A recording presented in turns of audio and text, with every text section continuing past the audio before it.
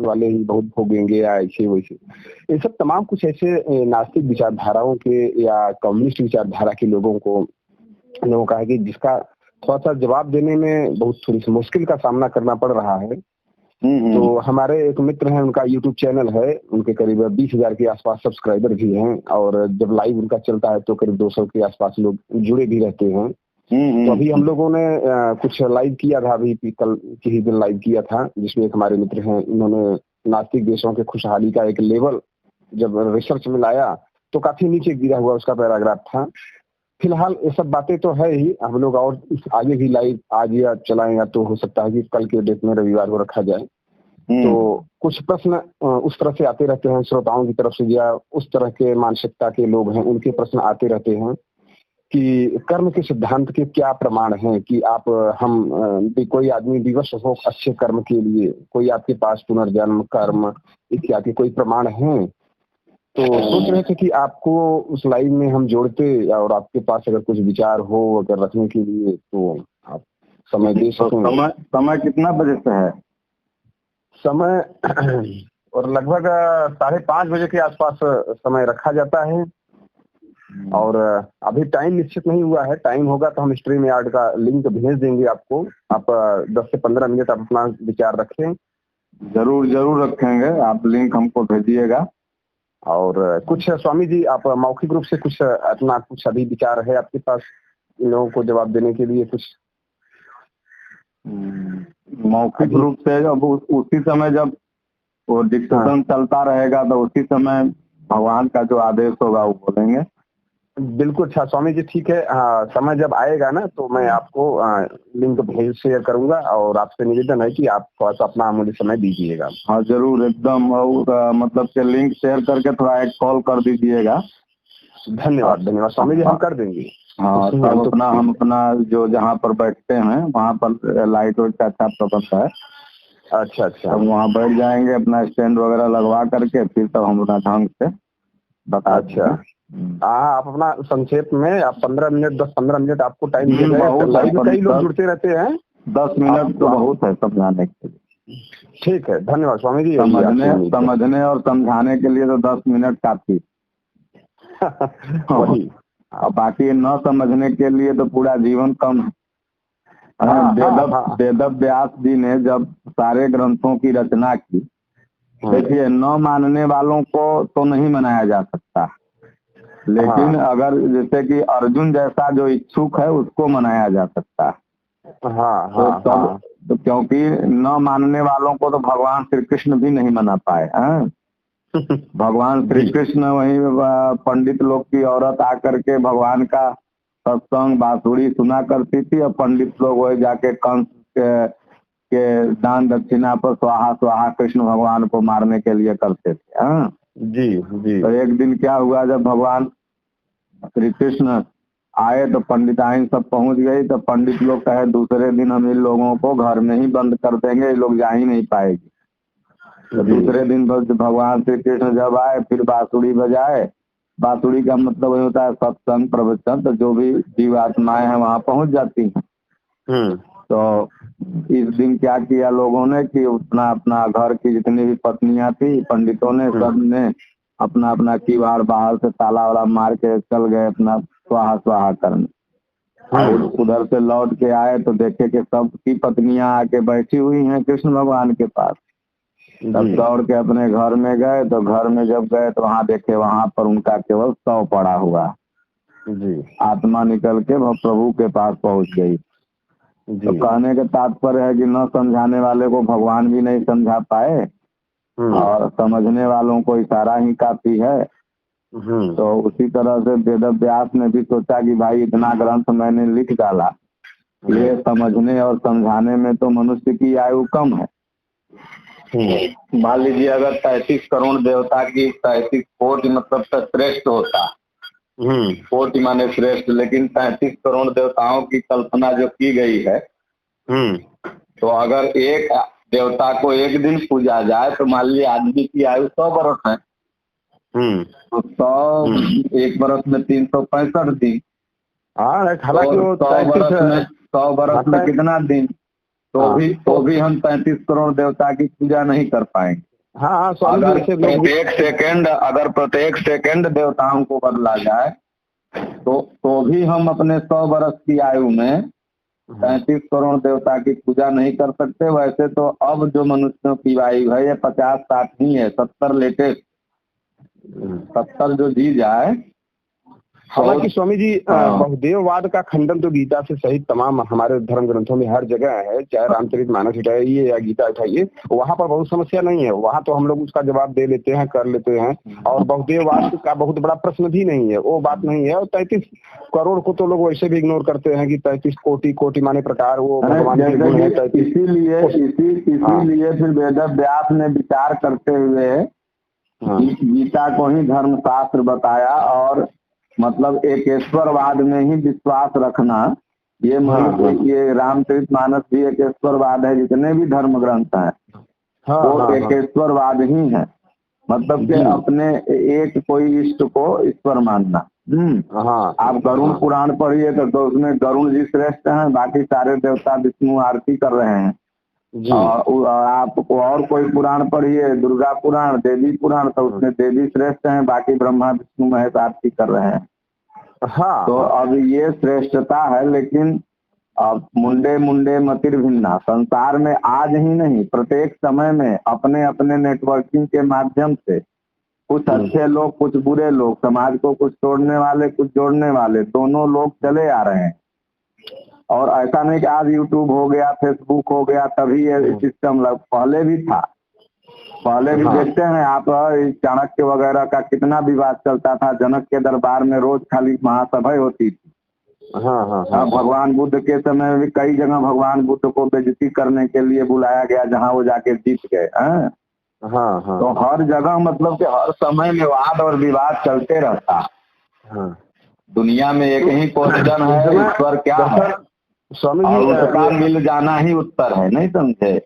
जो कार्य आप कर रहे हैं, जब तक वह कार्य सिद्ध नहीं होता है, वो चाहे सांसारिक हो चाहे आध्यात्मिक, तब तक सही उत्तर आपको नहीं मिलता है। नहीं समझे? तब तक हर प्रश्न उत्तर नहीं बनता, बल्कि हर प्रश्न ही प्रश्न बन जाता है, उत्तर भी प्रश्न बन जाता है, जब तक कि आपके कार्य की सिद्धि नहीं होती। और स्वामी जी, बात आस्तिक समाज का मानना तो गुमराह अपनी जगह है ही, वो तो एक अलग प्रश्न है। लेकिन यहाँ पर जो है सीधे सीधे उन लोगों के चारवाक मत तो आप जाने हैं कि वहाँ पर उन लोगों को प्रेरित किया जाता है। और भगवान कृष्ण के काल में भी था। गीता में भगवान ने कहा है, और हमारे स्वामी जी ने भी परिभाषित किया है कि मतलब के कई ऐसे महात्मा होते हैं जो घूमते हैं फिरते हैं, भजन भाव भक्ति से मतलब नहीं होता है, वो महात्मा वेश में होते हैं। तो ऐसे महात्माओं को और अच्छे महात्मा लोग अपनी कुटिया में 2 रोटी नहीं देते थे, जो केवल ये चारवाक के मत के अनुसार खाओ पियो मौज करो घूमो के सिद्धांत पर थे। क्योंकि ये खुद पथभ्रष्ट हैं और जाके कहीं पथभ्रष्ट ही करेंगे। अब एक छोटी सी कहानी के माध्यम से आपको समझाऊंगा कि एक गांव में एक महात्मा पहुंचे। उस गांव में महात्मा जी की बड़ी सेवा हुई। जब महात्मा जी गांव की सीमा के बाहर पहुंचे तो कहे जाओ तुम लोग उजड़ जाओ। और एक गांव में गए, महात्मा जी का बहुत तिरस्कार हुआ। तो महात्मा जी ने वहां आशीर्वाद दिया, गांव की सीमा रेखा के बाहर जाने के बाद तुम लोग यहीं बसे रहो। तो उनके साथ जो उनका कमंडल ढो रहा था चेला, वो जाकर के महाराज से आगे कहा, महाराज जो सेवा करता है उसको आप उजड़ने का आशीर्वाद देते हैं, और जो सेवा नहीं किया उसको बसने का आशीर्वाद देते हैं। तो महात्मा जी ने कहा, देखो जो हमारी सेवा किया इनमें सद्गुण है, सद्विचार है, ये उजड़ेंगे तो मेरा प्रचार होगा, ये और धर्म का प्रचार करेंगे जहाँ भी जाएंगे, क्योंकि ये अच्छे लोग जी। और ये जो उजड़ने का हमने जिनको आशीर्वाद दिया ये ऐसा कार्य करेंगे, और जिनको बसने का मैं आशीर्वाद दिया, क्योंकि ये दुष्ट लोग हैं, जहाँ जाएंगे महात्माओं का अनादर ही करेंगे और ऐसे लोगों की संख्या को बढ़ाएंगे। इसलिए मैंने इन लोगों को ये आशीर्वाद दिया कि तुम इसी गांव में पड़े रहो। तो कहने का तात्पर्य है कि विचारधाराएं अनंत सदैव थी और सदैव रहेंगी। तो कोई भी व्यक्ति की एक विचारधारा नहीं हो सकती। पूरा विश्व हाँ। की लड़ाई विचारधाराओं पर है। कहीं काले गोरे का है, कहीं आरक्षण का है, कहीं ऊंच नीच का है, कहीं पर कुछ, कहीं। अब चीन में क्या लोग नहीं लड़ते हैं धर्म के नाम पर, वहां पर भी लड़ते हैं। अमेरिका में नहीं लड़ते हैं, वहां पर भी काले गोरे का भेदभाव है। तो पूरे विश्व की जो विचारधाराएं हैं आपस में टकराती हैं। हाँ, बस वही विचारधारा की लड़ाई है स्वामी जी। अब ये विचारधाराएं जो हैं ये एक नहीं हो सकती, क्योंकि मानस में बाबा तुलसी ने लिखा भी कि दुनिया दो चीजों से मिलके बनी है, स्वर्ग है तो नर्क है। अच्छी विचारधारा है तो गलत विचारधारा भी है। अगर चार्वाक की विचारधारा है तो त्याग की भी विचारधारा है। बुद्ध जैसे त्यागी बने, भगवान राम जैसे, कृष्ण जैसे। तो ये विचारधाराएं सदैव रहेंगी। अगर नहीं रहेंगी तो एक दूसरे का महत्व ही नहीं होगा।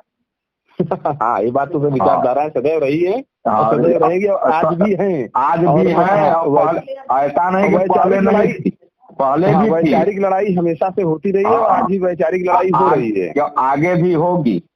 आगे भी होगी। स्वामी जी सबसे बड़ा प्रश्न है ना, उसका यही एक कर्म फल सिद्धांत की प्रमाण पूछते हैं। क्या प्रमाण है कर्म फल सिद्धांत का और पुनर्जन्म सिद्धांत का, कि ऐसा है कि लोग अगले जन्म में ऐसा वैसा। तो इस सबसे बड़ा प्रश्न का यहीं पर है कि कर्म फल सिद्धांत का क्या प्रमाण है। बस इतना हमको साबित, अब ये साबित कर्म फल सिद्धांत, आज आप गलत किए हैं कल बुरा होगा ही, क्या प्रमाण है। तो ये सब इनके वैसे उटपटांग जो ये लोग जिसको बुरा समझते हैं वो बुरा नहीं है, और जिसको ये लोग अच्छा समझते हैं वो अच्छा नहीं है, ठीक है ना। अब कर्म का फल तो मतलब के प्रत्येक इंसान को मिलता है। जैसे अगर कोई लड़का पढ़ रहा है तो अब पढ़ाई वो कर रहा है तो इसका ये मतलब नहीं है कि उसका कोई फल नहीं है। अगर ये लोग YouTube पर कोई वीडियो डालते होंगे तो आशा तो रहती होगी फल की, कि भाई ये ज्यादा लोग देखेंगे, ज्यादा लोग मेरे विचार से जुड़ेंगे, यही तो कर्म फल है। इन्होंने कर्म किया कि YouTube पर वीडियो डाला, लेकिन फल उनको तभी मिलेगा जब उसके व्यूअर्स बढ़ेंगे या उसके विचारक बढ़ेंगे, यही कर्म फल है। नहीं समझे? हाँ, इसी का नाम कर्म फल है। इन्हीं के भाषा में इनका हम उत्तर दे रहे हैं, अपने आध्यात्मिकता में हम नहीं जा रहे हैं अभी। जैसे कोई भी बच्चा अगर पढ़ाई करता है या खेती करता है, बिजनेस करता है, घर बनाता है, मिस्त्री है, तो जो भी वो दिन भर का कर रहा है, तो शाम में आपसे मजदूरी लेता है कि नहीं लेता? हाँ, तो दिन भर वो किया कर्म, जो भी मतलब सांसारिक कर्म, मतलब आध्यात्मिक कर्म तो वो नहीं, वो बंधन है गीता के अनुसार। हाँ, यज्ञार्थात् कर्मणोऽन्यत्र लोकोऽयं कर्म बंधन। अर्जुन यज्ञ के सिवाय जो कुछ भी होता है वह बंधन है। लेकिन ये लोग लोग जो कह रहे हैं कि भाई कर्म फल क्या है, तो बिना फल का लोग कर्म करेगा ही नहीं। अगर आप किसी मजदूर को बुलाइए और कहिए कि हम शाम को तुमको पेमेंट नहीं करेंगे, तो दिन भर आप क्या काम करेगा? वो नहीं ना करेगा। तो जब फल नहीं है तो कर्म नहीं है, और कर्म नहीं है तो फल नहीं है। अब कोई मिस्त्री अगर आए और आपसे कहे कि भाई आप हमको पैसा दीजिए, तो आप बिना कर्म। स्वामी जी, हाँ, उनके कहने का मतलब कि जो नैतिक कर्म है, जिसको आप त्याग और संयम का जो कर्म कहते हैं, उसकी क्या आवश्यकता है? त्याग और संयम हम क्यों अपनाए? मतलब कि जिसे कि कुछ देशों में नशाखोरी जैसे आदि तमाम चीजें हैं, जो अच्छा लगे, जो आपको अभी अच्छा लग रहा है वही अच्छा है। देखिए गीता में भगवान ने कहा कि अर्जुन, मनुष्य अपने स्वभाव के अनुसार कर्म में बरतता है, ठीक है ना। अपने स्वभाव के अनुसार। देखिए, हम न किसी को तामसी कर्म वाले को सात्विकी में नहीं लगा सकते, और सात्विकी कर्म वाले को तामसी में नहीं लगा सकते। तो इसलिए जैसे कि मान लीजिए कोई अब व्यक्ति का स्वभाव है उसी तरह का तामसी कर्म का, तो वो परिभाषित भी तो उसको ऐसा ही करेगा कि इसकी क्या आवश्यकता है, हम मौज मस्ती करेंगे। लेकिन वही जब राजसी व्यक्ति पहुंचेगा तो कहेगा नहीं, थोड़ा भजन भाव भी कर लो। लेकिन वही जब सात्विकी व्यक्ति से टकराव हो जाएगा तो देखिए, जो ये परिभाषा दे रहा है वो कहीं न कहीं से तामसी विचारधारा का व्यक्ति है। तब क्योंकि तभी उसको इस तरह के भाव उत्पन्न हो रहे हैं। हमको लगा स्वामी जी कि तामसिक सुख जो है वो क्षणिक है और सात्विक सुख जो है वो अस्थायी है। इसको ऐसे भी कर सकते हैं? नहीं, ऐसे नहीं कर सकते। सात्विकी विचारधारा वालों को लाख तामसी विचार का सुख मिले लेकिन उसको नहीं ग्रहण करेगा, और तामसी विचारधारा वाले को लाख सात्विकी का सुख मिले तो उसको नहीं लेगा वो, क्योंकि स्वभाव के अनुसार ही उसको प्रिय है। भगवान ने कहा जिसका जैसा स्वभाव है अर्जुन, उसको वैसे ही गुण पसंद है। अब मान लीजिए कोई बच्चा को मुर्गा पसंद है और कोई बच्चा को दूध पसंद है, अब दोनों एक दूसरे के पूरक है, उसको वो पसंद नहीं होगा, उसको वो पसंद, क्योंकि उसका स्वभाव ऐसा, उसमें वो गुण कार्य कर रहा है, वही गुण है उसमें, डीएनए में वैसा बसा हुआ है।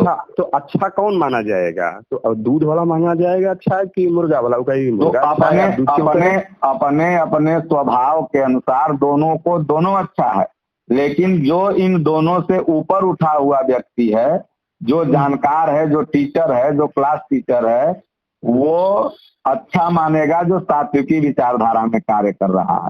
वो मानेगा कौन? जो उस दोनों से उपराम है।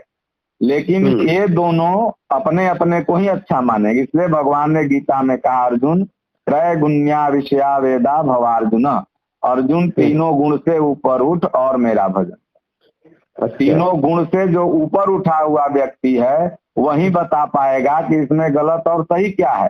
लेकिन जो इन तीनों गुणों में फंसा हुआ व्यक्ति है वो अपने अपने स्वभाव को अच्छा मानेगा। हाँ, ये बात तो सही कह रहे हैं। हाँ, वो मुर्गा वाला कहेगा मुर्गा अच्छा है, दूध वाला कहेगा दूध अच्छा है। तो अच्छा तो दोनों है, बात तो सही। लड़ाई तो ये खत्म नहीं होगी, नहीं खत्म होगी। लेकिन जो इससे ऊपर उठा हुआ है वो जो मुर्गे का भी स्वाद ले चुका है और दूध का भी स्वाद ले चुका है, जो निर्णायक स्थिति में है, और ये सात्विकी वाला को सही ठहराएगा। तो फिर प्रश्न तो वो लोग करेंगे कि निर्णायक कौन है? कैसे हम माने कि टीचर यही है या टीचर वही है? प्रश्न वो लोग करेंगे, वो लोग जीवन भर करते रहेंगे वही चीज, लेकिन जब वही व्यक्ति निर्णायक स्थिति में कभी कभी तो क्या हमेशा आप स्टूडेंट रहिएगा नहीं, कभी न कभी टीचर बनिएगा, तो उस स्थिति में आपको यह फीलिंग होगा, महसूस होगा ये नहीं सर सही कर रहे थे। कब? जब आप उस स्थिति में पहुंचेंगे। जब तक आप तीनों गुण में है तब तक ये महसूस नहीं होगा, लेकिन जब वही स्टूडेंट कभी टीचर बनेगा तो वो महसूस करेगा कि नहीं सर ठीक कर रहे थे। चलिए, धन्यवाद, आपकी बात अच्छी लगी। अब आप लाइव में बात आगे होगी। ठीक है स्वामी जी, ओके, धन्यवाद, प्रणाम।